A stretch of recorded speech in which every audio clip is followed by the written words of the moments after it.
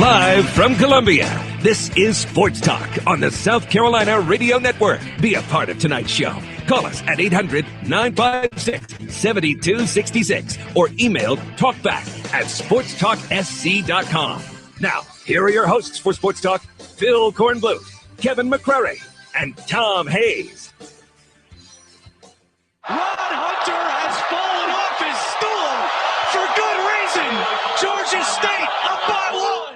Mike Bray concerned about the early start. He knew Northeastern had a ton of talent, especially in that guy, Scott Etherton, and they gave them all they wanted. Notre Dame advances. They survive into the round of 32 with a 4-point win. A couple of the calls on CBS today. You gotta love March Madness.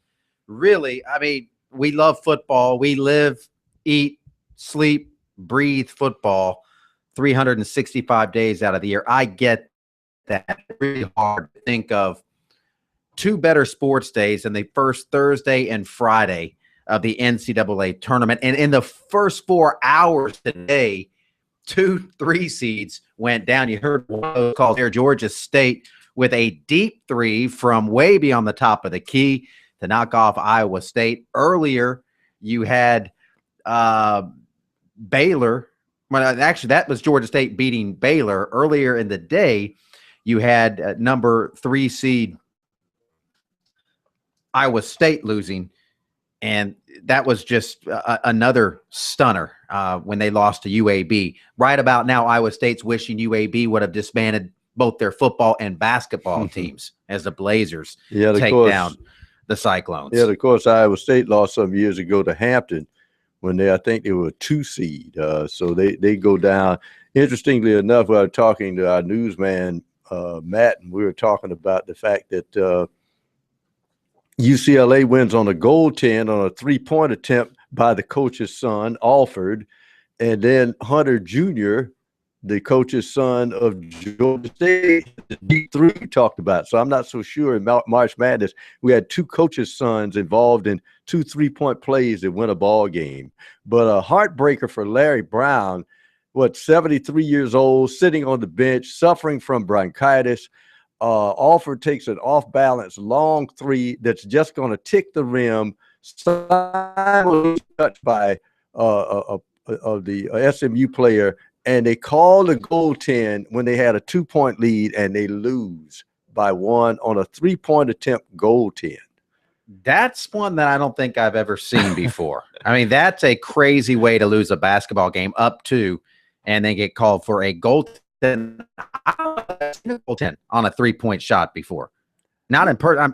I'm sure I have, I guess. I certainly not in a game of that magnitude, but I mean, that's a pretty hard thing to do, goaltend a 3-point shot. Yeah, it is very difficult. You can tell the shot was offline. It wasn't going to go in. And unfortunately, the player in his own right played with his back turned to the basket. He wants to see where UCLA's players are running to the goal from. And so he has his back turned. And he sees the ball coming. And he sees that it's going to clearly be short. Right. And he jumps up to get it, and the ball nicks the rim, and they give him the goaltend. That's a pretty tough call. I mean, I thought it has to be a ball that's going into the cylinder to get a goaltend. And UCLA still does not belong in the tournament. We'll update the match.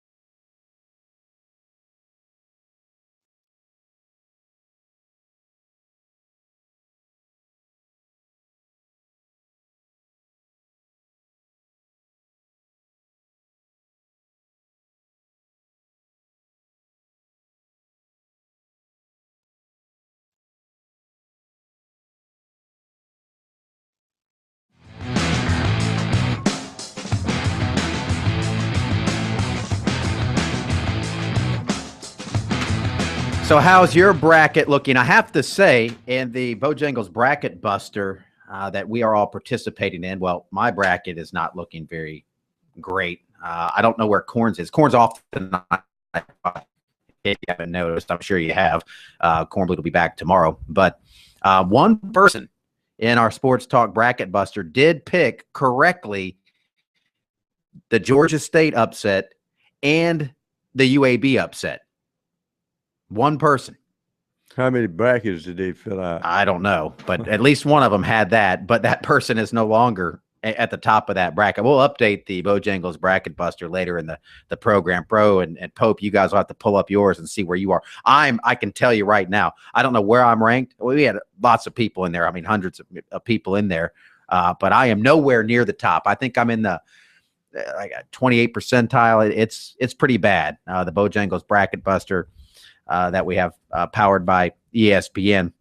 And appreciate everybody that participated in that. Somebody's going to get, or some buddies are going to get some nice prizes, gift certificates from Bojangles. And boy, you almost deserve a prize for picking those two upsets, two number threes to go down in the first 4 hours. But it did happen. One person pulled that off. And they didn't pick UCLA? Might as well have picked that one too. Yeah, they did not pick that one. All right, let's update some of the scores here. If you've been busy today working for a living, we understand, and maybe you weren't like us, crowded around a TV all day watching some of these crazy finishes. Games that have gone final. Pro mentioned the UCLA SMU game, 11 seed against a 6 seed, the goal 10-3, the difference maker there, UCLA, a 60-59 win. Butler and Texas, this one was a tight one throughout, but late Butler pulled away the 6 seed over the 11 seed, 56-48. Arizona and Texas Southern, no problem for the 2nd seed. Arizona Wildcats, 93-72 win. Mentioned the Baylor and Georgia State game. The Panthers, a deep 3 with 2 seconds left, 57-56 win for them. UAB beating Iowa State, another 14 over a 3, 60-59. Notre Dame in a 14-3 matchup. Northeastern, they made them sweat a little bit. The Irish had to sweat, but they did pull it out. That would have been insane if 3 number 3 seeds would have lost in the first 4 hours. Didn't happen, though. Games in progress. We've got them up on our monitors here. Xavier in full control against Ole Miss. They're up 15-65-50 with 5 minutes to play. And Ohio State and VCU, that's a 10-7. Shaka Smart's Rams, the 7 seed. Ohio State leads 42-37. Still a lot of time left in the second half there, about 16 minutes to play. As we know, later tonight we'll have a matchup with Wofford and Arkansas. In fact, we put a buzz out to Wofford play-by-play man Mark Hauser, see if we can get him on the air to preview that one. Down in Jacksonville, they tipped late tonight. You're going to have to burn the midnight oil if you want to watch that one. That's a 9:50 start time, 12 versus 5 seed. Down in Jacksonville. Kentucky will play later tonight at 9:40 against Hampton.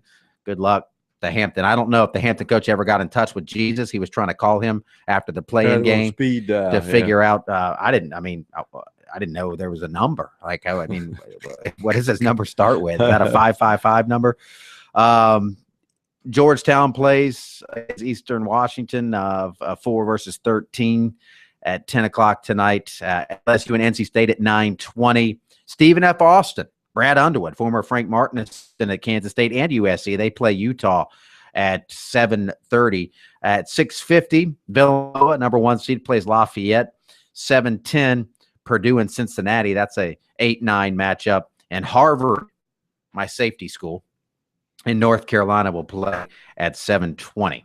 So that gets you up to date on where we are with March Madness. I guess you had to pick a star of the afternoon, an unlikely star, because I know he's a prolific three-point shooter, but every time I saw UCLA play, but I will say this, it was against Arizona or Oregon or Utah, and they got their doors blown off. He didn't shoot very well in those games. But today, Bryce Alford, coach's son, 9 of 11 from three-point range, 27 points. And, of course, the 9th three-pointer was the three-point goaltend that pushed UCLA from a 2-point deficit to a 3-point to a 1-point lead. Now, SMU did have 2 jump shots, clear jump shots at the end to win the ball game and missed both of them.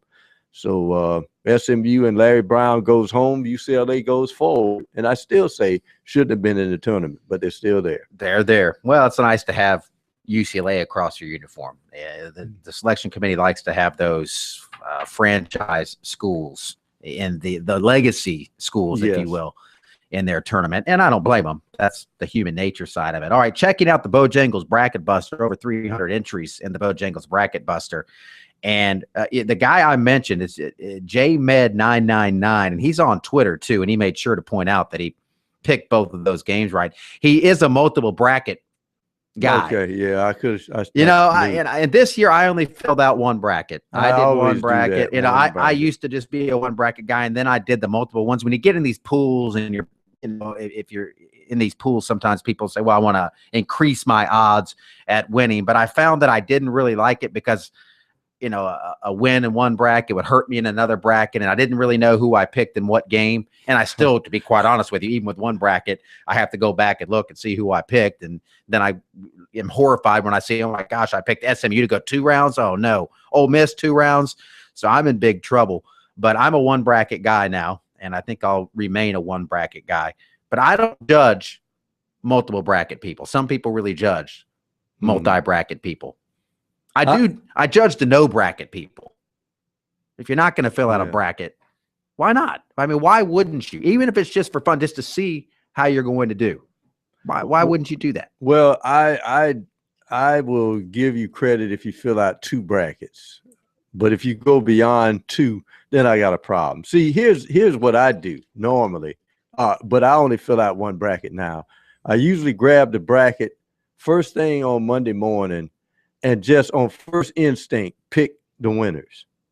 Then if I fill out another bracket, which I don't do anymore, then I start to sit there and think about what I'm doing and fill out that bracket. So I have the first inclination bracket, and then the one where I'm actually trying to dissect the teams and whatever. So I 2 bracket people I can deal with. When you fill it out 6, 9, 10, I think that's overkill. Yeah, I mean, how do you know who you pick? But hey, whatever it takes to get involved. And I talk to the no bracket people, and some of them are huge basketball fans, and they say I get too caught up in my bracket and not caught up enough in the games. I'm like, well, really? I mean, why else would you care about? I love watching the upsets, and I sometimes will pull against my bracket just for a great game. And when you see things like you saw with Iowa State losing today, it was an unbelievable game. Or when Georgia State hits that 3 and the coach, who for a split second forgot he doesn't have an Achilles tendon, and he tried to jump up off the bench where he'd been sitting, and of course went down to the floor in a heap because he doesn't have an Achilles tendon to keep him upright. So he's laying face down the floor, just pounding the floor. It was a terrible possession too. They were discombobulated. They're dribbling around. The guy's getting further away. They weren't attacking the basket. And he goes up there and what do you think that was? I mean, that was a 30 foot. Yeah, 35 feet. Footer. That's but his nothing son but can bottom shoot. of the net. His son can't shoot, so you knew they were going to can it. I'm still amazed every year, and I understand it's kind of disjointed because they have several more timeouts for commercial time to pay the exorbitant to make that $1 billion that the NCAA tournament's going to make. Exactly. But I'm always a proponent. If I'm the better team and I'm speeding up the team that wants to slow tempo. I'm sorry. I'm pressing Butler all over the floor. You're going to speed up this game. When you allow teams like Georgia State and Butler to just walk it up the whole game, expect to get the game stolen from you at the end. And apparently that's what happened. You cannot, because then the noose starts to tighten around your neck because you're the favorite, you're the highest seed, and you want to win. And then some of the players panic and they make just a bonehead play that costs you a ball game. So I believe in speeding teams up if I'm the higher seed. All right, we've talked a lot of basketball. We have a lot of other things coming up on the show tonight. USC's practicing. We'll update that. We'll have some comments from whoever they make available post-practice. We've got some baseball to discuss, some women's basketball. The NCAA tournament begins for the Gamecock Lady version coming up tomorrow evening. So we've got a lot to discuss here on Sports Talk. Stick around.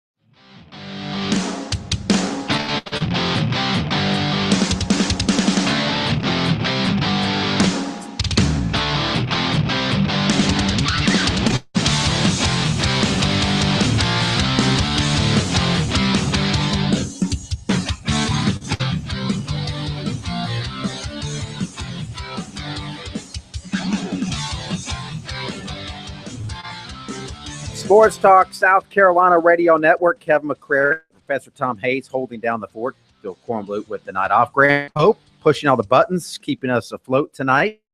You can join us, 800-956-7266. Reach out and grab a line. Talk about your bracket. Did you pick either of those upsets? Both of those upsets? Only one person in our pool that were in the Bojangles Bracket Buster got it all right, but he still doesn't have a perfect bracket. Nationally, less than 1% of the brackets were still intact after the first round of games, the first 4 hours. Less than 1%, about 0.29% is what I saw that came out there. And I would imagine it's even smaller than that at this point. And you never know. Last year, the tournament kind of went chalk for the first half of the day and it didn't get really goofy. I mean, this has been a really goofy start to the tournament, which is what you want. It just doesn't get any better than that. So we can talk about the NCAA tournament. Of course, we can talk some spring football. The Gamecocks should be wrapping up practice. They had to move indoors because of this nasty weather. I don't know what happened to the spring weather we were getting, but it went back to winter all of a sudden on us. So they moved inside, but we will have some comments from offensive coaches today and players. So that will be coming your way later in the program. So stay tuned for that.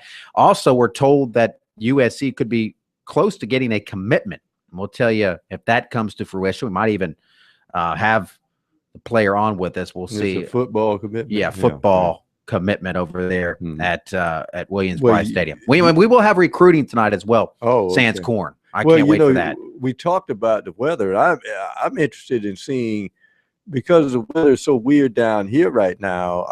You just wonder if weather's going to wreak havoc with South Carolina and Clemson's respective conference series baseball this weekend, because South Carolina, of course, headed to Columbia, Missouri this weekend, and Clemson is heading up to Blacksburg, Virginia. And if I'm Clemson, I just got this feeling, Jack Leggett, you're going to have a good weekend. And this is why I say this, Kate. Probably just as Clemson seemed to hit a sort of a lull right after beating South Carolina 2 out of 3 in their big rivalry series, I think Virginia Tech is going to be down after sweeping Virginia from last week. Yeah. And I think they're right for the picking this weekend for Clemson.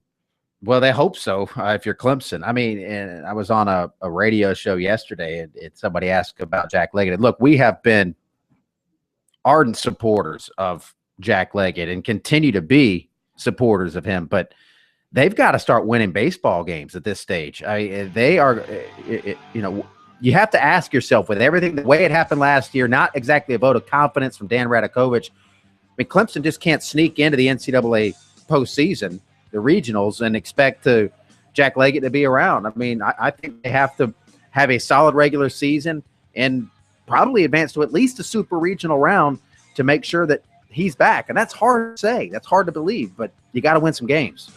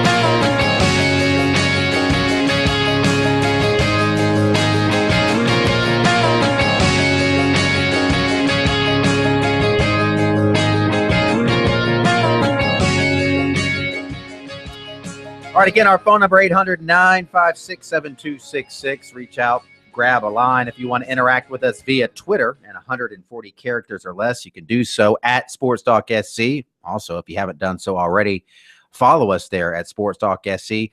And we are on Facebook as well, facebook.com/SportsTalk Radio Network, and like us, and you can be a part of everything that we're doing. And you can go to our website, and you should go to our website, not once a day, not twice a day, but multiple times per day, and check out everything that we have. And that is sportstalksc.com. Email address, talkback@sportstalksc.com. Now you know all the ways to get in touch with us and keep up with us. The player I was talking about that was potentially going to commit to USC today at practice, that was Richland Northeast linebacker TJ Brunson, and he did not commit today. He was at practice, but didn't commit to the Gamecocks while he was there. So he's still a strong lean, but did not commit. We are going to continue to follow that. We will have more recruiting for you later. I know that people live, eat, sleep, and breathe recruiting as well. Even when Corn's not here, we bring it to you. I'll try to do it with the same zeal and zest that Corn Blue does, but I make no guarantees. Oh, okay. And Ole Miss Pro has just officially taken the gas. Oh, yeah. Well, they didn't take the gas. They lost to a better team. And I had Xavier going by 19. That's kind of, I losing to the better Xavier, team by 5. Okay. Losing by 19. Yeah, but they were throwing up, bricks at the end. They were just trying to flail at threes, and it cost them in this ball game. Xavier is a tough tournament-tested team, and you can tell, I think they have about 3 or 4 seniors on that team. So I picked Xavier to go a pretty good – no, I picked Xavier to lose to I actually picked them to lose to Baylor. But now since they're there now, they probably have to play Arizona coming up later on. Here's how bad it is for me right now. And pull up your Bojangles Bracket Buster Bracket Pro if you don't have it up already. I want to see where you are. But this guy that picked Iowa State, he's calling himself, I'm out already. He's tied for 4th place. He's beating me right now, despite the fact that it's pretty embarrassing. But other than that, he's in the 98.7 percentile. Meanwhile, I'm sitting down here in the and then I'm in the 12.7 percentile. I've gotten worse after that. I picked Ole Miss like a dope. Did you?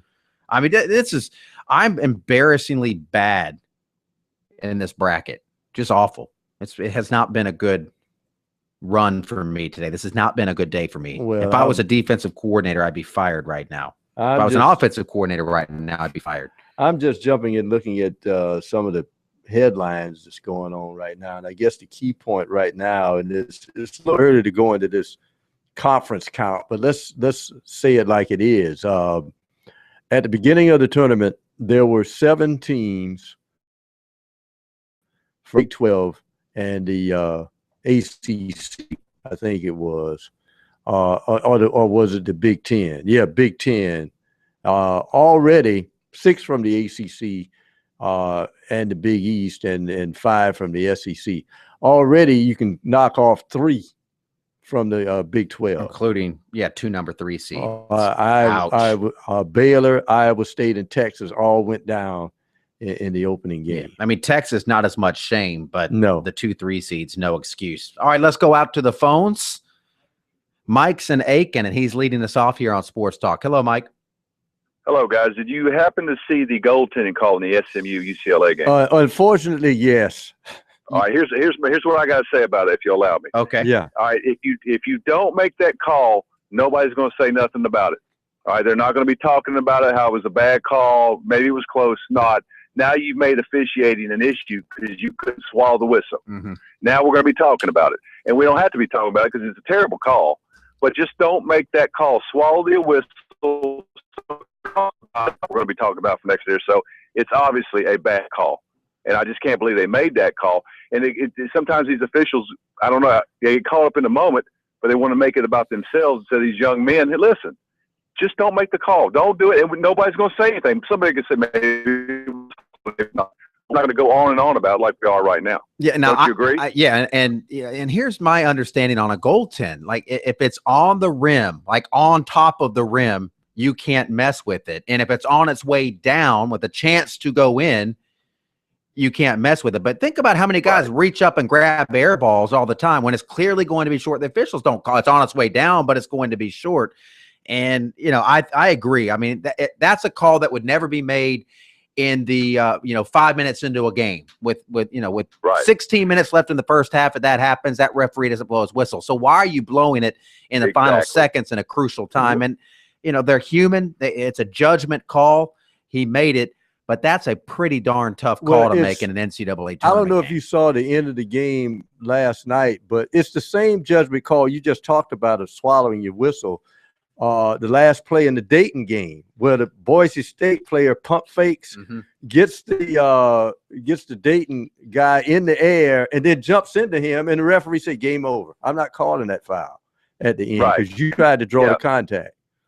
And Larry Brown should have called a timeout to at least make them think about it. They can't reverse that, but who knows? Maybe they think about it. Next thing you get a makeup call or something. So Larry Brown I agree. Don't you agree? Maybe should have used a timeout. He had 4 left. Use one. And maybe you can get a makeup call for that because it's a terrible call. Yeah, look at it. Well, I thought from the 5 minute mark on, and Larry Brown is usually point on. He and his staff.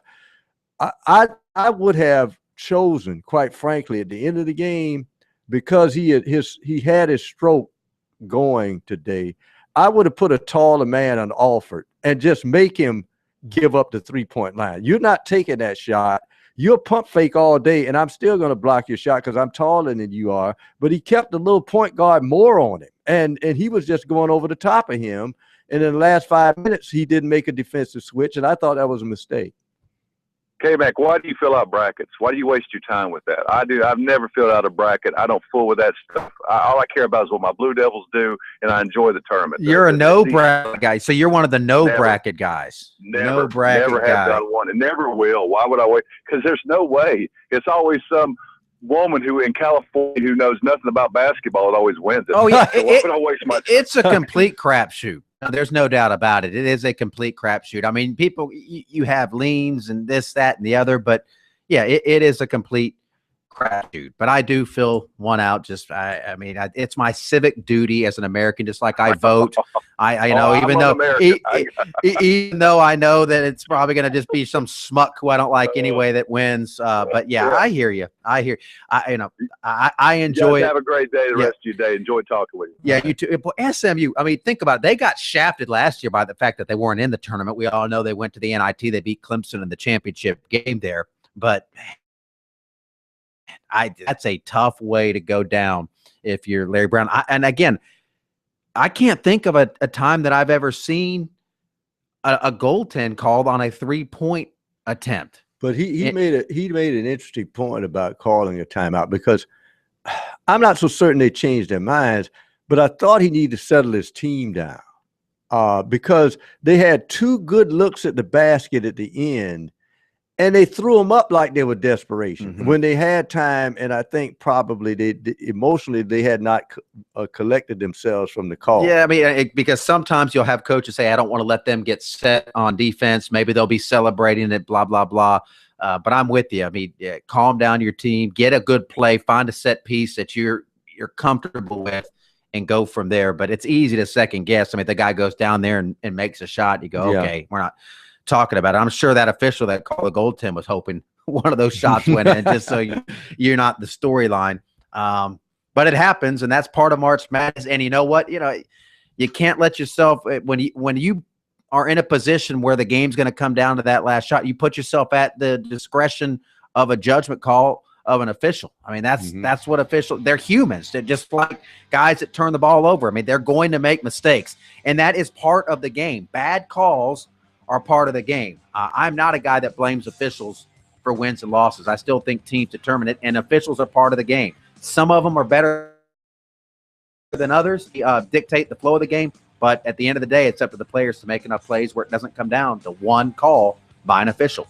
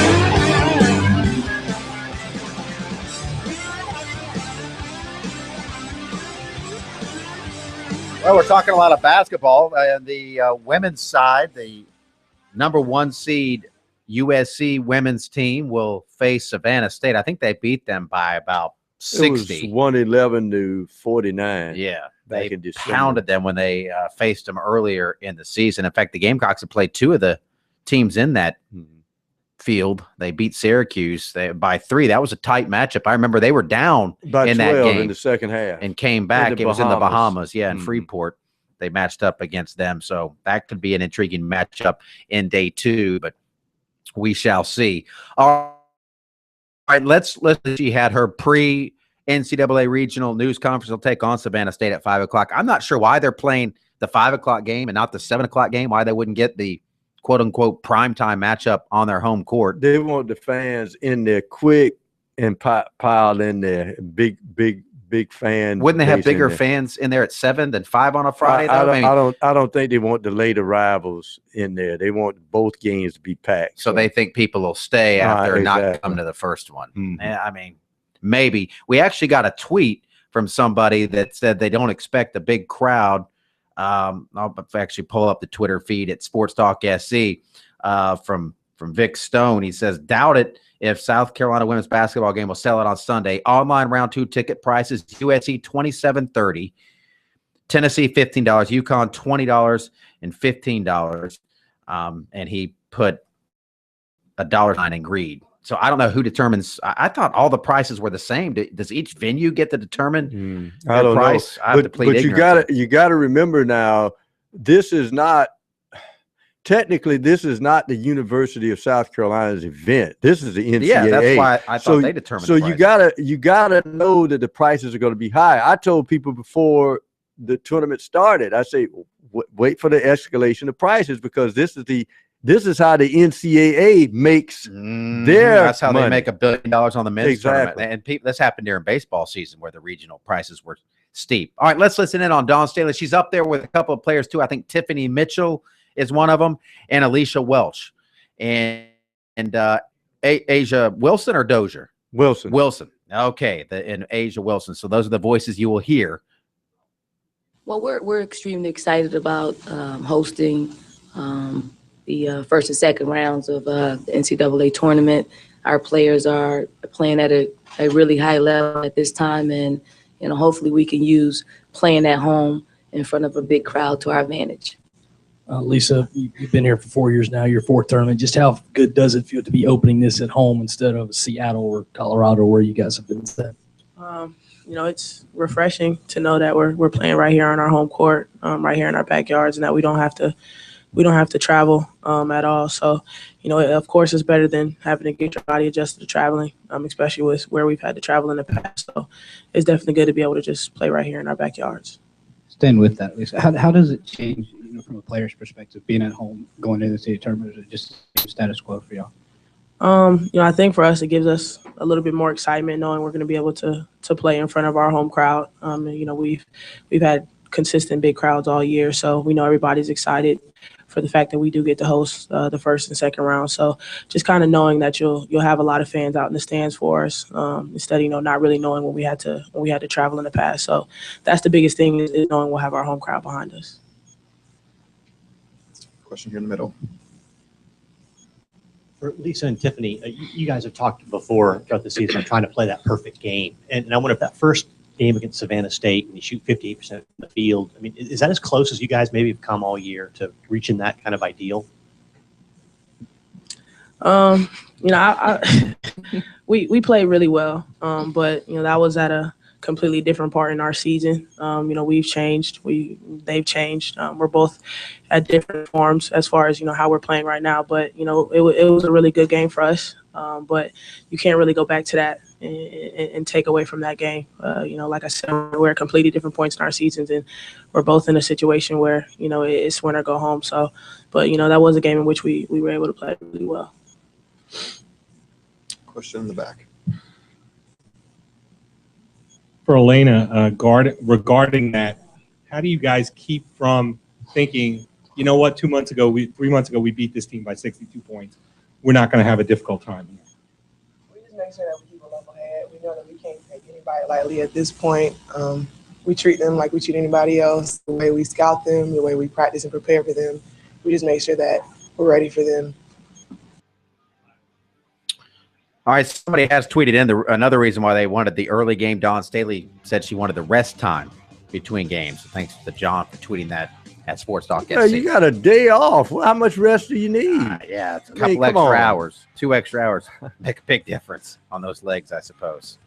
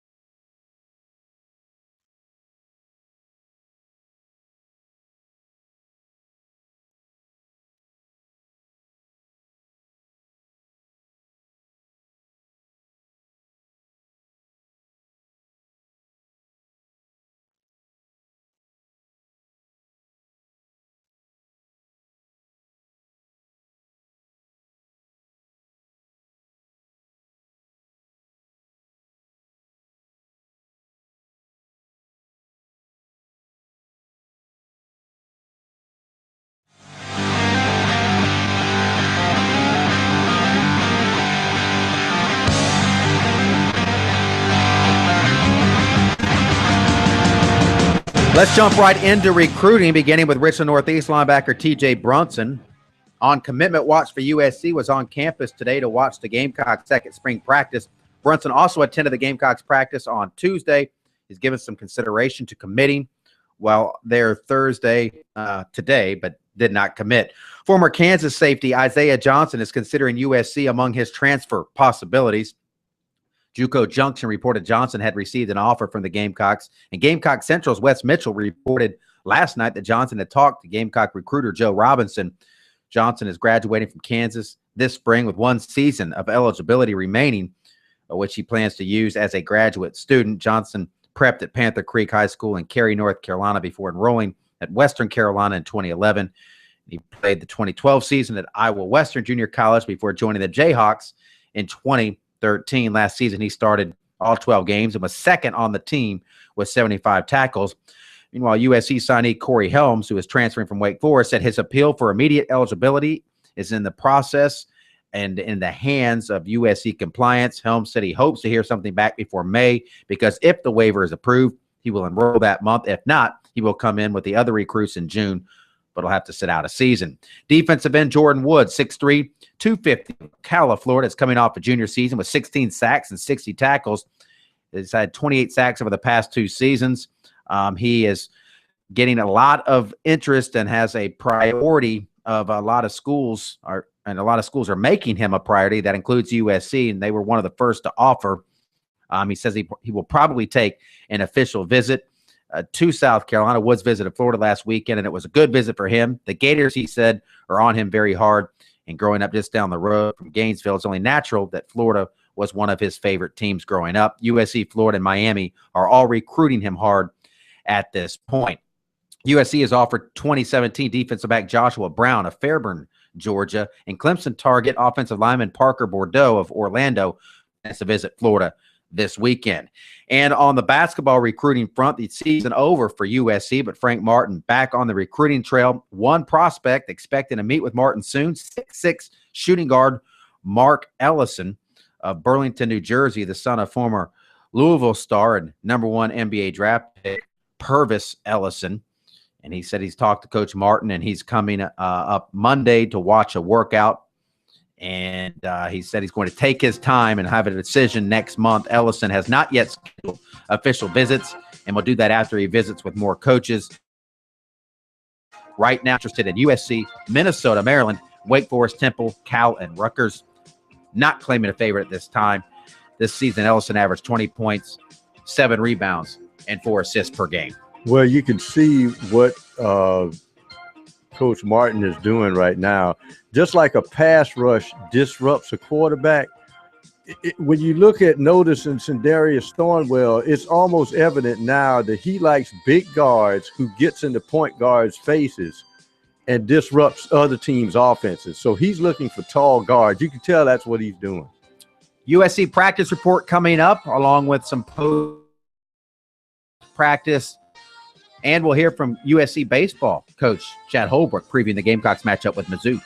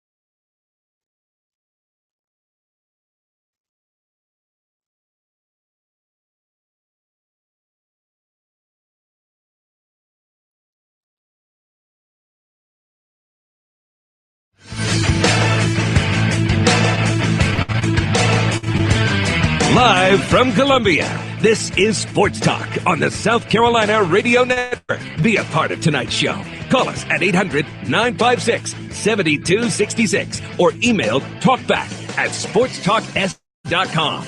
Now, here are your hosts for Sports Talk, Phil Kornbluth, Kevin McCrary, and Tom Hayes.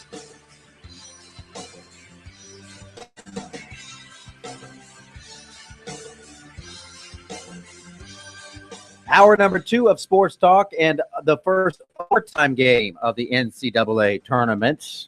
VCU and Ohio State, an extra 5 on the clock for them. 66-66 after regulation. Now the Rams lead by a deuce with the ball with 4:20 to play in that one. So the 7th seed Shaka Smart-led VCU Rams on top of 10 seed Ohio State, 68-66. My bracket is busted. I don't know about anybody else's, but mine is extremely busted. Well, when I look at my bracket and I see that the Elite Eight is still intact, I'm not worried about it right now. Somebody forgot to tell Ohio State and VCU that you can shoot jump shots in this game. Everybody's trying to barrel their way to the basket, and it's not working. They just got a fast break layoff off a long rebound to take a 2-point lead. But free basketball, as you said, in Portland, Oregon. But, boy, this seems like both teams trying to give up the game in this one. Yeah, and in Pittsburgh, top seed Villanova up 13-6 on Lafayette. Later tonight in Jacksonville, Florida, Wofford, the 12 seed, will take on Bobby Portis and 5 seed Arkansas. That's a tough matchup for the T-Dogs. I watched Arkansas play in Columbia, and that is an athletic and gifted basketball team, and they flat out get after you the entire game. It is kind of a maybe not so poor man's version of the 40 Minutes of Hell of Nolan Richardson. They speed you up. They have a lot of athletes, and if you're Wofford, it's going to challenge those guys, their depth and their fortitude in that matchup. But they've been there and done that. 4th appearance in the NCAA tournament in 6 years.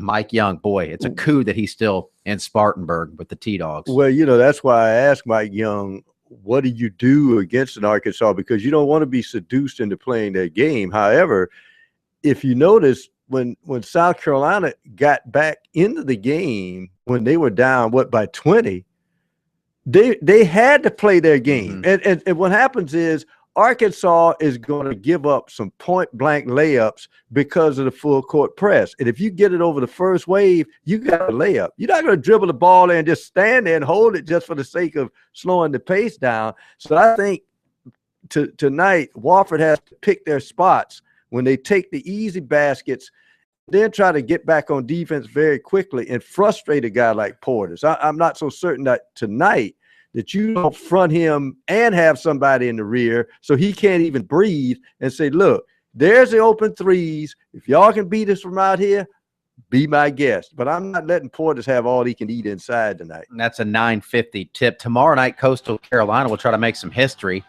and become the first 16 seed to beat a 1 seed, assuming it doesn't happen tonight, which I am assuming at the risk of what assuming does to you.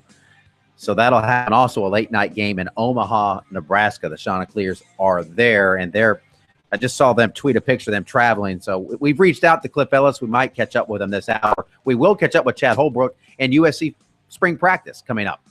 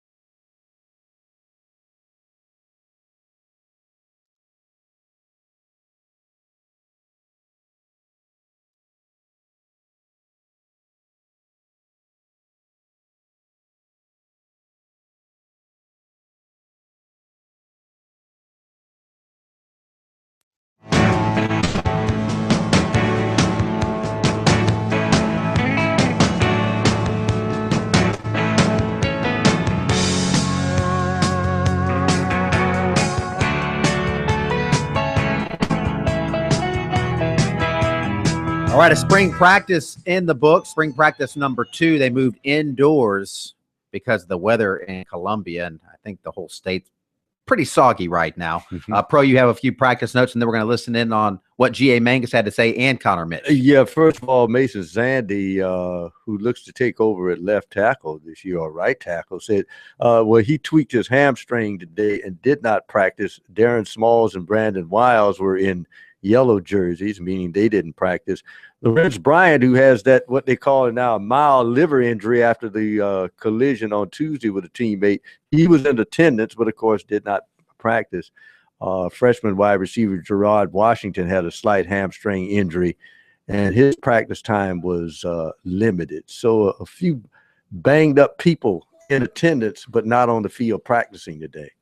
All right, and we will listen in on some post-practice audio from a few of the players. And, first we're going to listen to G.A. Mangus. We'll hear Connor Mitch. Everybody wants to hear from Connor Mitch. But before we hear from that quarterback, let's hear from quarterback's coach, G.A. Mangus, updating the QBs. Had a lot of meetings in January and February, and they've done a lot of throwing with the receivers, during the week, and just like the previous quarterbacks have done. So the expectation level is that they ought to know what's going on. So he's been here long enough, and this is his 3rd spring now. So it didn't surprise me.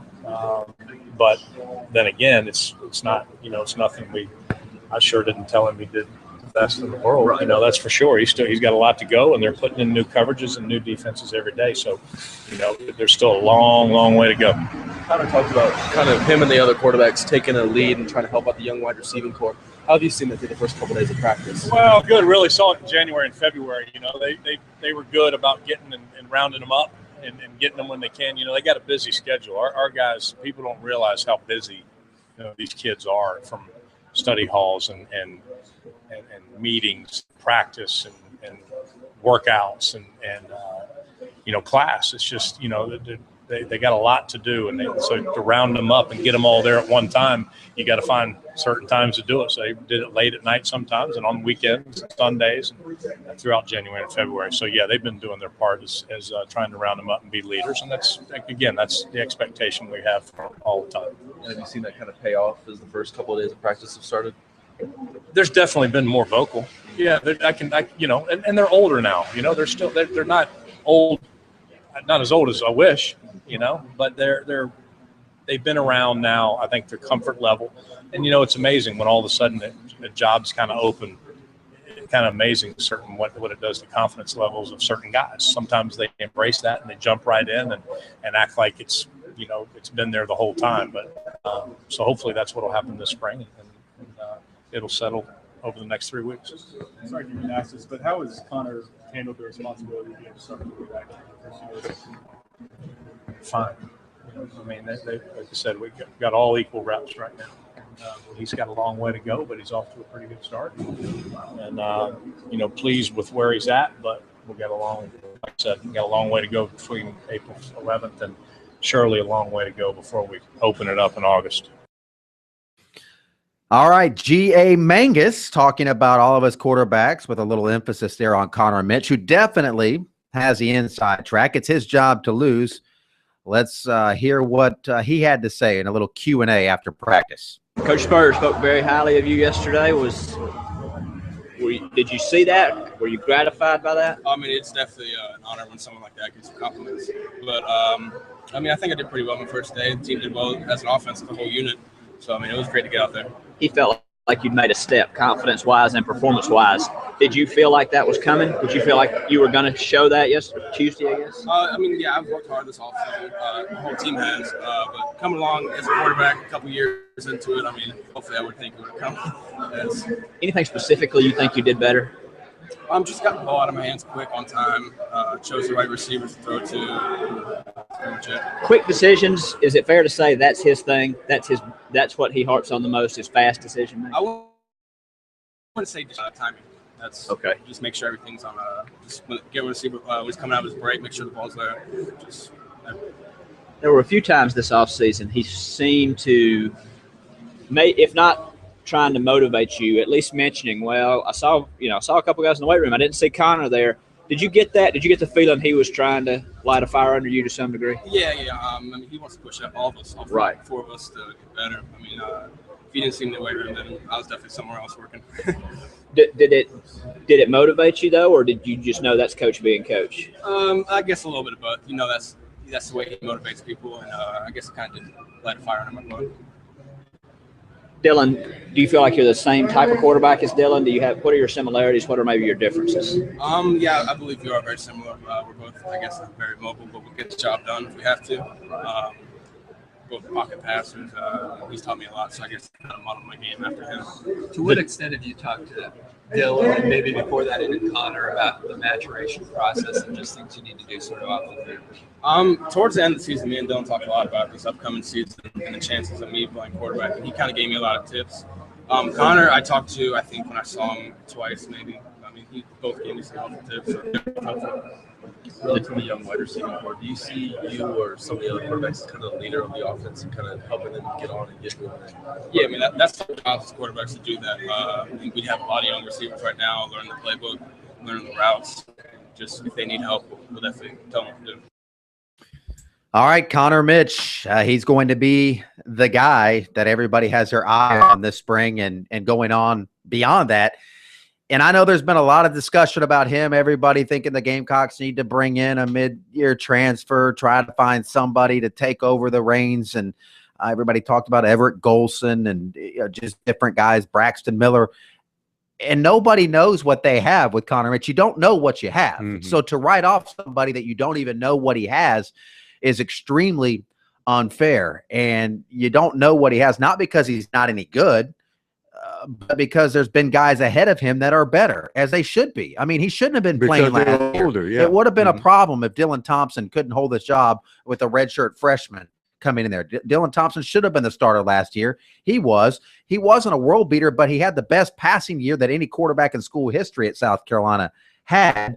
And, he had some deficiencies in his game, some clear deficiencies, but still, with his knowledge of the offense and his comfort with the weapons around him, was able to do that. Mm-hmm. And I think Connor Mitch has an opportunity to be a more than serviceable quarterback based on everything that I've seen, from him and heard from the coaches around him. They believe that he's going to be okay. And that's one of the beauties of college football, because you don't know what players are going to step up when. At the end, I guess, 2 years ago, South Carolina, one of the last recruits they got was a guy named Sky Moore, and everybody said, "Who's this linebacker out of Florida?" I don't know much about him, and so on. So then they found out about him when he started playing. Give the guys a chance to get some playing time. Obviously, this is his third year into the playbook, so he should know it by now. He's been with Spurrier. He's been in the meetings, and now it's time for him to take over. And you'll be surprised how guys, when they know they've got the starting quarterback job, they don't relax. They really pick it up a notch. And you could tell, I think, in his voice that Connor Mitch knows he's the man and he's got to go to work. Mm-hmm. And that'll be interesting to see how he plays this, because sometimes the guy plays and it doesn't look good when you give him playing time because he's just not out there and he doesn't get the snap. And he got mop-up time in a few games. There weren't a lot of opportunities to play him. And here's the other thing about Connor Mitch. He wasn't an afterthought on the recruiting trail. This was a 4-star guy. And remember, he was a guy that Steve Spurrier told him, you know what, if you come to South Carolina, I might have to coach a few more years to have a guy like you. I mean, so Spurrier was a big fan of his from the beginning. And you think about Spurrier's tenure at South Carolina.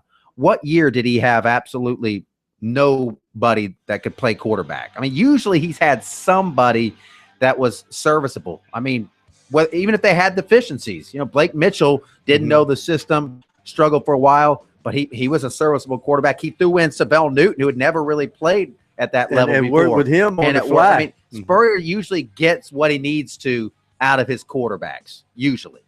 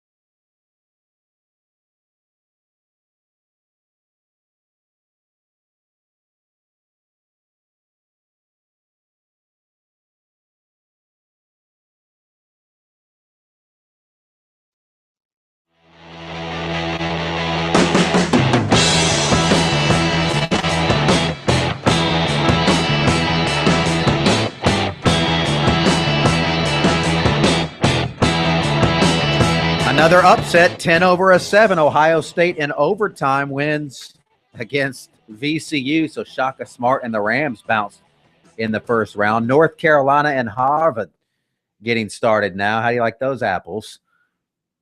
And, of course, ex-Dookie against the hated Tar Heels and Tommy Amaker at Harvard. So it's interesting to see how they play it. Harvard, of course, likes to spread the floor. They're going to try to play position defense.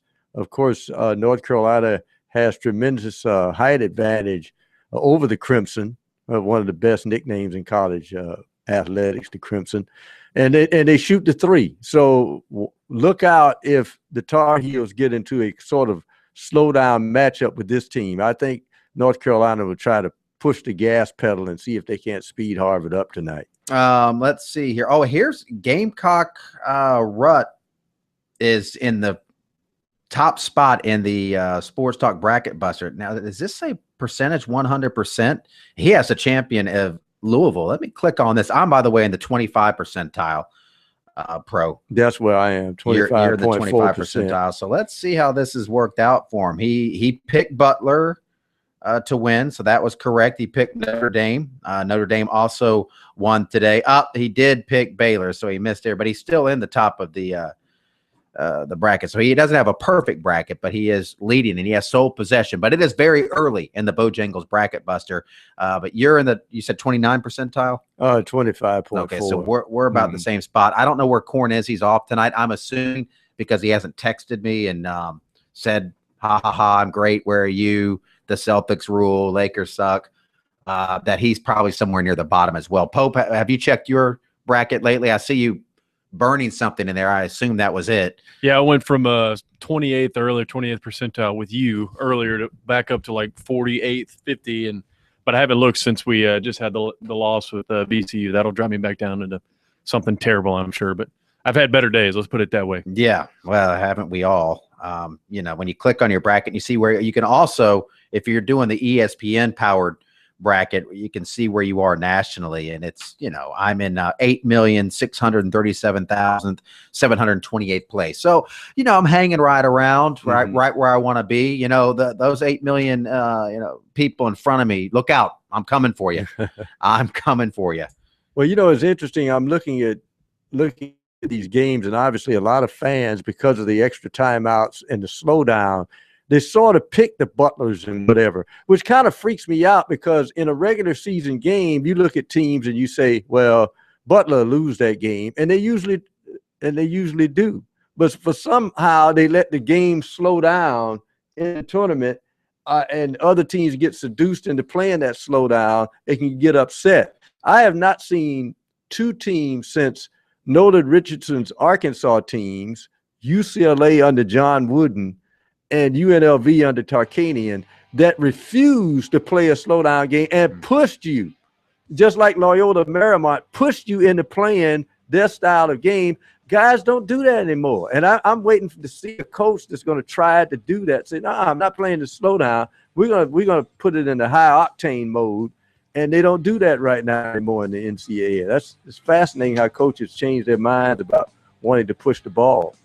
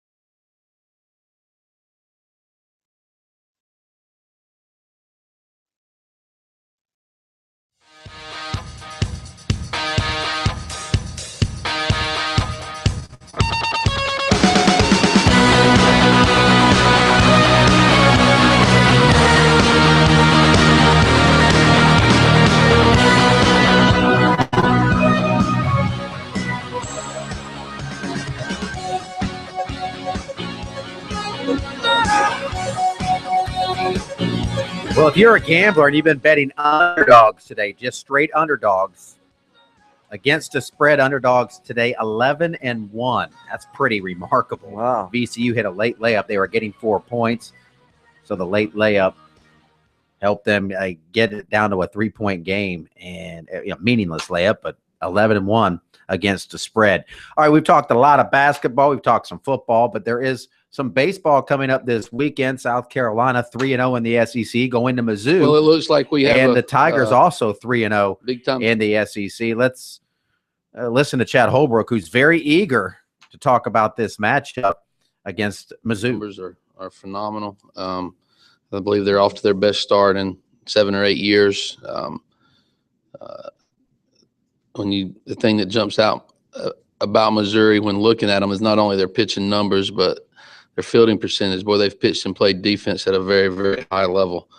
I believe their ERA right now is under 2, and they're fielding over 980. Now, you're going to win a lot of games when you play that way. And playing in their home stadium, in their home park, obviously we're going to have our work cut out for us. We're excited about getting back out on the field today and practicing and trying to get improve and get that taste out of our mouth from last night, and focus our attention on the big challenge ahead, and that's traveling to Missouri to face a SEC team on the road, which always creates a huge challenge. Hopefully we'll bounce back from last night and be up for the challenge in front of us. Questions, please raise your hand. Neil. You lost last night, but you look at what Elliott did again. He gets an outfield assist. He steals a base. It leads to a run. 3 more hits. He drives in a run. I mean, did you envision that he would come up so big like he has this year? And what can you attribute that to? Well, he's played his tail off. I mean, he plays hard each and every game.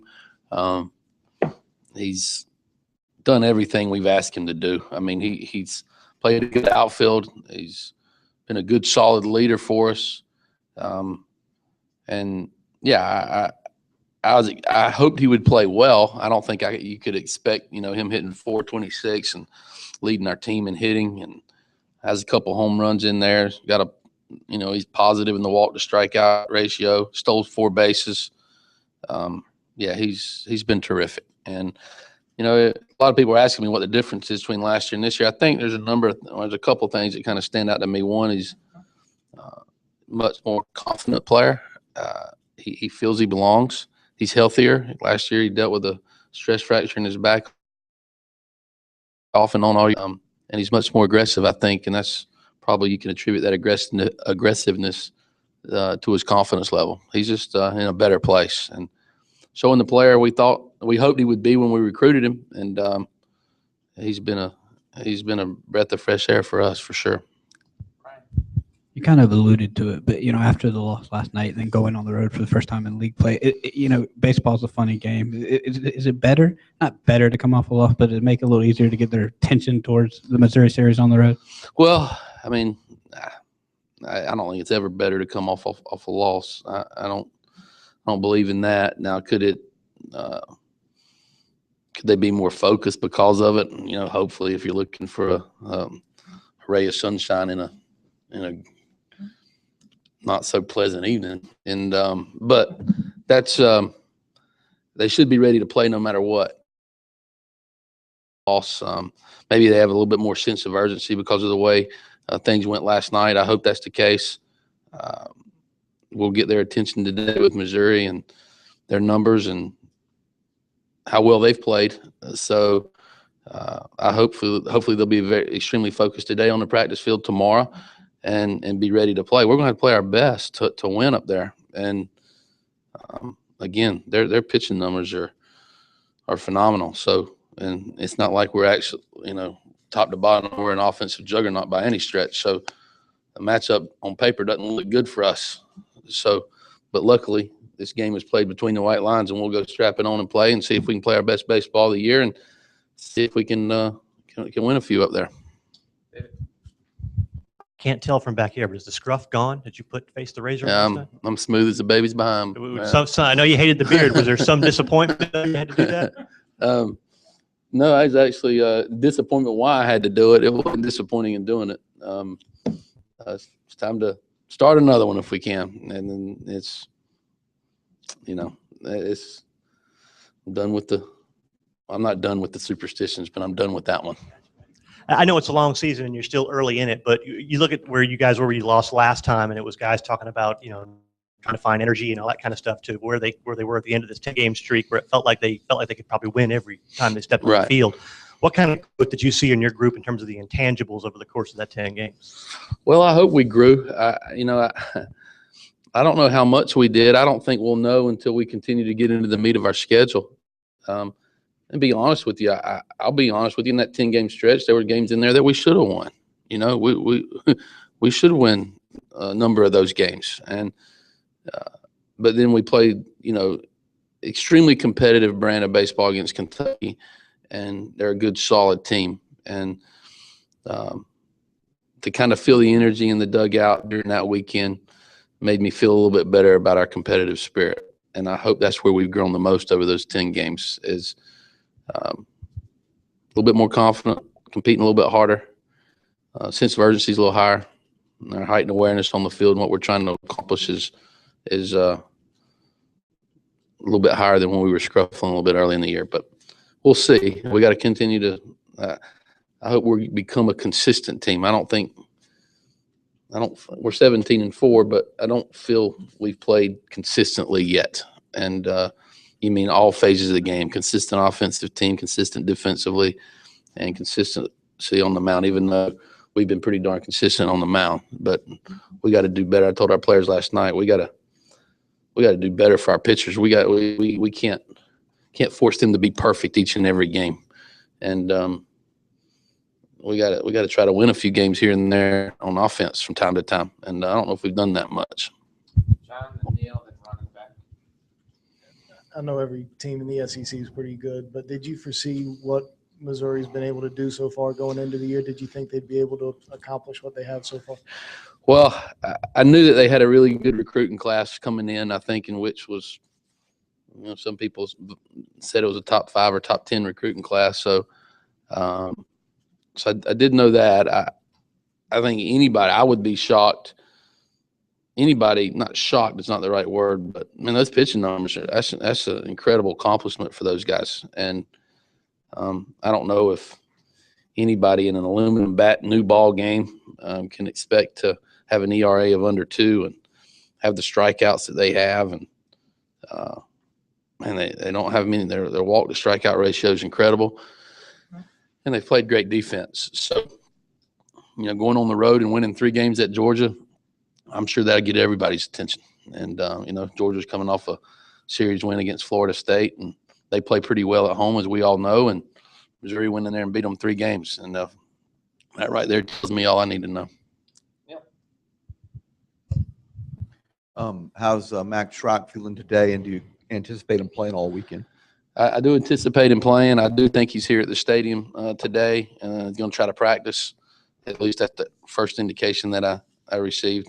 I hope he's in the cage trying to get some swings in, and all indications is he's recovering, and I think he'll be well and healthy and ready to go. Chad Holbrook breaking down the Missouri series. Both these teams undefeated in SEC play. Mizzou swept past Georgia in the opening weekend in Athens, and they have some very good pitching.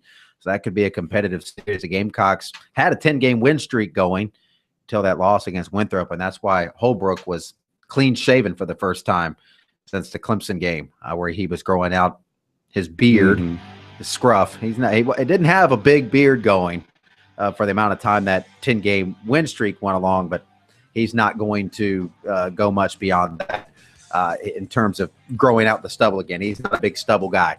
Mark Hauser, voice of the Wofford Terriers, coming up next. Talk about the T-Dogs up against Arkansas.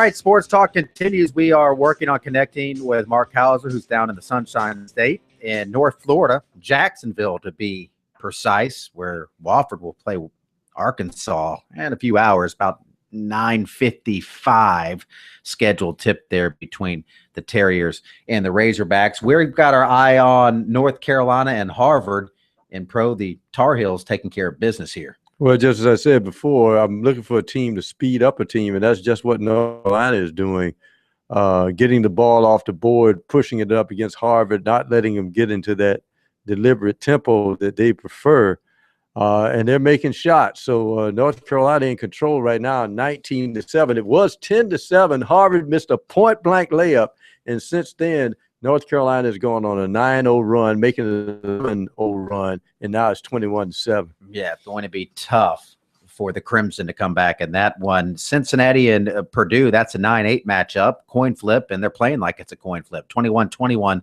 with 6:15 to play. And Villanova, a 1 seed, playing a 16 seed against Lafayette, and that looks like a 1 seed playing a 16 seed. 49-26 at the half. Mentioned Wofford playing later tonight. Some of the other games that you can watch late tonight if you want. Again, man, how awesome is it to have basketball on from noon to midnight? Just a very cool thing, and you get it again tomorrow night as well, and all weekend long. I mean, all the games are great, but just the first 2 days, the first round.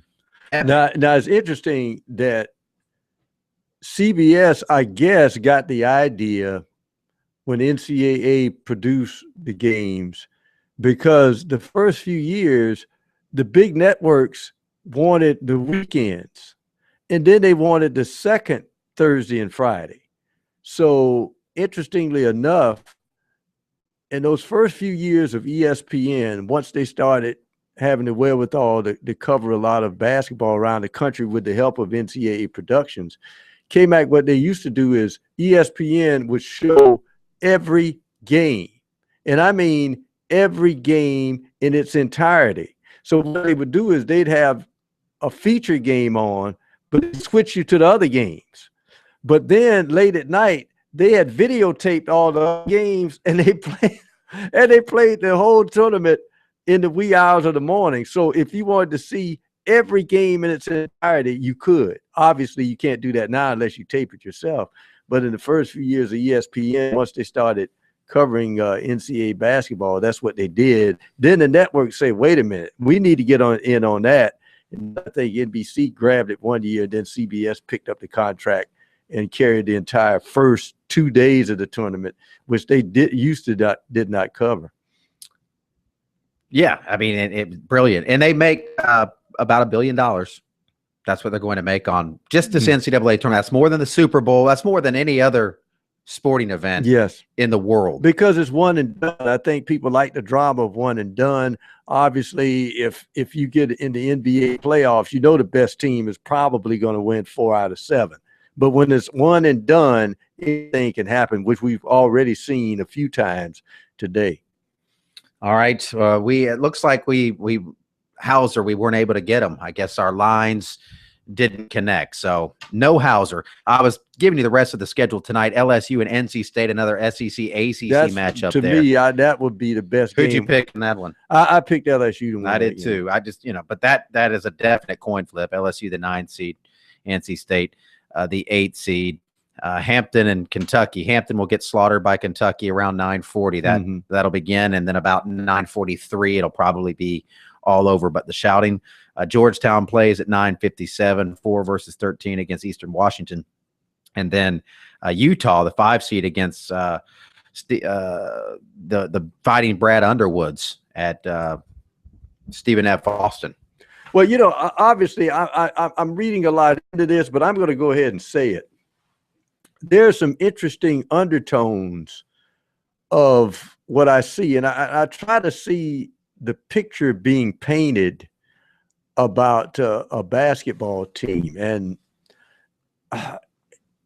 in my mind, if Duke has the best team in the country, they are already anointed as the champions. There's some underlying current of some people mumbling I guess because of John Calipari's past snafus with Memphis and other teams and UMass, that they think there's this door wide open for somebody to upset Kentucky. And I think they probably don't like Big Blue Nation. But if this same team had been reforms, we'd already been carving the name on the trophy.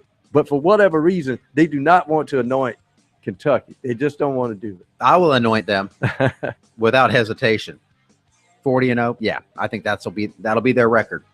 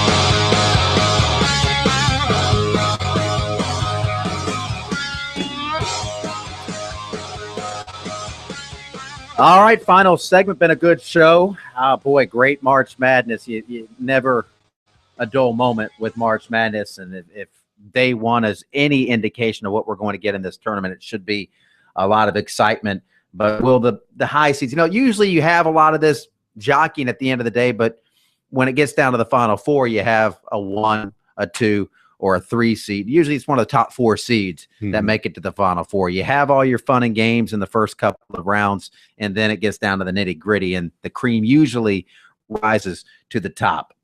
Well, we were talking earlier, you were talking about that close 8-9 matchup with Purdue and Cincinnati. And, of course, Mick Cronin, who had, I think, a fainting spell, or maybe it was an aneurysm early in the year, and he was told to take the rest of the season off. And the guy who's at the helm right now at Cincinnati, I think, if I'm not mistaken, the former coach at the Citadel, I want to say. And so he's the top assistant. So he's taken over as the coach at Cincinnati for this period. And he's got him playing well, and of course, in the tournament. And it'll be interesting. I'm sorry, he coached at Furman. I knew it was a Southern Conference school. I'm checking his bio. It was Furman from 97 to 2006, Larry Davis. So former Furman coach at the helm right now for Cincinnati is Mick Cronin, recuperates from his aneurysm earlier in the season. Yeah, that was a scary situation right there. So any more upsets tonight, Pro, on your bracket? You got any final upsets? Not really. I think probably what some people would term an upset, I would not term it an upset. Both schools are Jekyll and Hyde, both teams, I should say. So I think tonight I favor just in that 8-9 matchup where everybody seems to be on ESPN picking NC State. I'm picking LSU to win that game. Yeah, I picked LSU in that one too. Then again, you're talking to the guy that that picks. I'm in the 20 percentile now in my bracket, so I don't think anybody should feel real good about anything that I'm saying in terms of the brackets. Flip a coin. Have your kid do it. Let your dog pick the games. I would say this. I would have felt better about the 5. We've already talked about 5-12. There's been at least one of those upsets in every tournament for the last 8 years. And I would have felt better about Wofford tonight had we not had all these upsets early. Usually upsets come in bunches and then they lull. And I just can't see Wofford tonight beating an Arkansas team. I think we'll be focused for this tournament to see how long a run they can make. All right. We've enjoyed it. Thanks to Graham Pope behind the glass. Pro to you as well. Corn will be back tomorrow night. Hopefully his bracket will be in flames. I'm sure it already is. Have yourself a great night. Enjoy the rest of the March Madness. We'll see you same time, same place tomorrow night on Sports Talk.